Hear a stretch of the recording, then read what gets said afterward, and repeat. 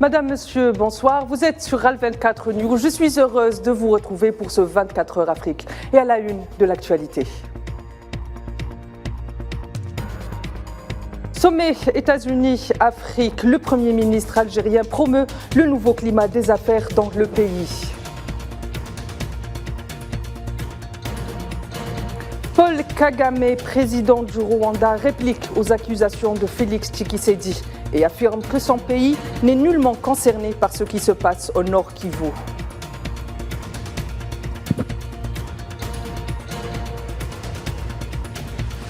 Il y a 50 ans au Mozambique, alors en pleine guerre d'indépendance, un des pires crimes de guerre est commis par le colon portugais. Près de 400 villageois sont massacrés. Hommage dans cette édition.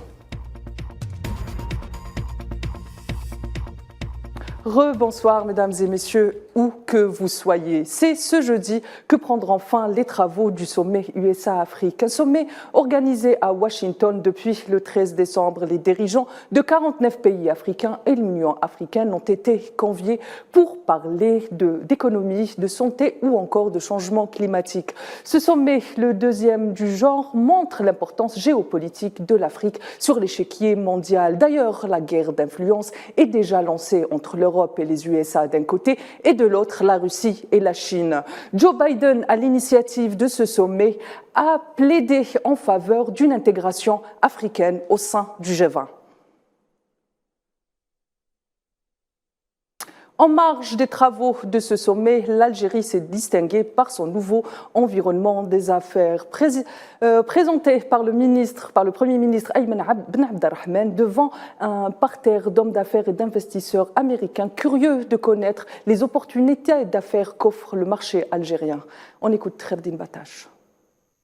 Le sommet États-Unis-Afrique, vitrine de luxe pour le marché algérien auprès de la communauté d'affaires américaine. Et c'est le chef du gouvernement Ayman Ben Abdelrahman qui représente le président Abdelmajid Tebboune à ce rendez-vous international qui montre l'exemple et se charge lui-même de la mission VRP en faveur de la promotion de l'environnement business en Algérie. Nouvelle loi sur l'investissement, cadre juridique, incentives et autres avantages prévus par le législateur exposés aux hommes d'affaires et responsables politiques américains. À commencer par la secrétaire au commerce Gina Raimondo, à la faveur d'une rencontre qui l'a réunie avec le Premier ministre algérien. L'Algérie qui va à l'assaut des investisseurs étrangers, c'est désormais une marotte. Les nombreux avantages qu'octroie l'Algérie aux opérateurs économiques étrangers gagnent en vulgarisation à travers le monde. Une mission valorisée via un travail de lobbying économique, condition sine qua non imposée par un environnement ultra concurrentiel en matière d'investissement direct étranger. Les businessmen américains intéressés par de nombreux secteurs en Algérie, énergie, industrie ou encore agriculture, ont été parmi les premiers à se manifester, avant même la promulgation du nouveau texte de loi régissant l'investissement. En janvier 2021, une délégation d'opérateurs américains du secteur de l'agriculture s'était rendue en Algérie pour prospecter de potentielles opportunités d'affaires à saisir très prochainement. Coopération toujours afin d'encourager l'exportation du produit algérien. Un établissement financier vient d'être créé à Nouakchott, capitale mauritanienne. Il s'agit de l'Algérienne Union Bank. Elle aura pour mission d'assister les opérateurs économiques, publics et privés dans leurs opérations financières liées à l'exportation de leur production.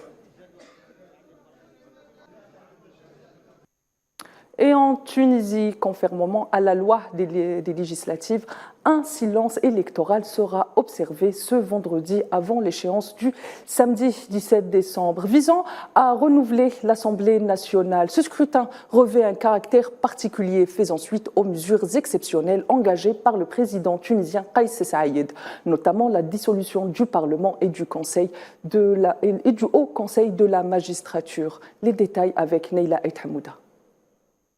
Les Tunisiens de l'étranger se sont dirigés aujourd'hui aux urnes pour élire les membres de la nouvelle Assemblée des représentants du peuple. Le vote se poursuivra les vendredis et samedis prochains.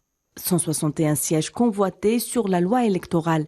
Pour les circonscriptions électorales à l'intérieur du pays, l'opération de vote aura lieu le samedi 17 décembre, date commémorative marquant le déclenchement de la première étincelle de la Révolution, le 17 décembre 2010. est d'ores et déjà date anniversaire de la révolution tunisienne, comme en avait décidé le président tunisien Kais Saied. Ceci dit, vendredi sera le jour J du silence électoral en Tunisie, avant le démarrage des opérations de vote. Les formations politiques n'auront plus le droit de se prononcer ou même de s'expliquer publiquement, permettant aux Tunisiens de prendre du recul avant de choisir leurs élus. La campagne électorale a suscité beaucoup de critiques des médias occidentaux et de certaines formations politiques qui n'ont eu de cesse d'appeler au boycott. Cela dit, sur le terrain, la campagne s'est déroulée sans le moindre incident. Le franc marocain de soutien à la cause palestinienne ne faiblit pas et revient à la charge. Il faut dire que la normalisation est une pilule qui ne passe pas auprès des Marocains. Auprès du peuple marocain. Les appels se multiplient partout dans le royaume pour justement manifester ce 22 décembre, date qui coïncide avec le triste deal entre le Maroc et l'entité sioniste. Le front de soutien à la Palestine qui considère le 22 décembre comme la journée nationale de l'anti-normalisation a averti, je cite, « Le tsunami de la normalisation que subit le Maroc constitue un réel danger pour la sécurité publique intérieure et extérieure. La normalisation politique, économique et militaire et touristique menace la souveraineté du Maroc, son intégrité et l'ensemble de la société. » Fin de citation.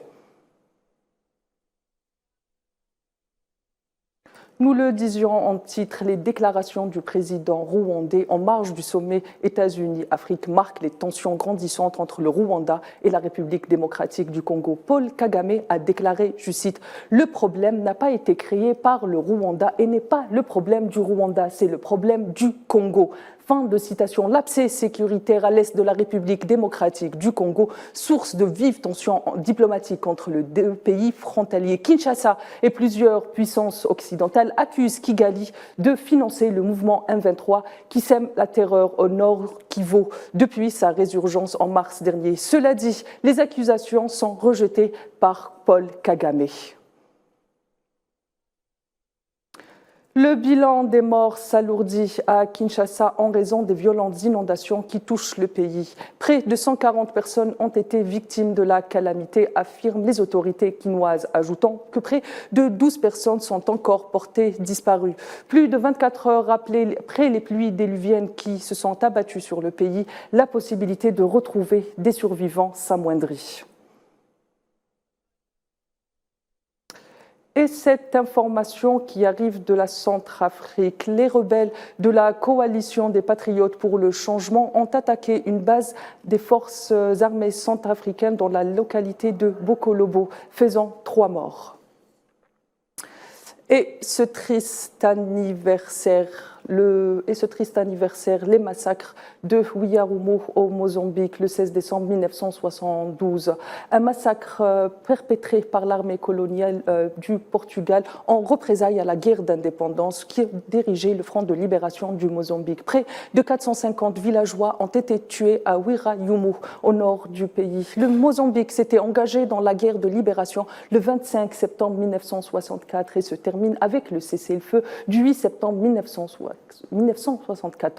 et se conclut par l'indépendance du pays en 1974. Il a fallu plus de 5 décennies pour que le Portugal reconnaisse la barbarie commise lors de la guerre de libération du pays. Ces excuses tardives sont témoins des avancées timides en Europe sur les crimes coloniaux.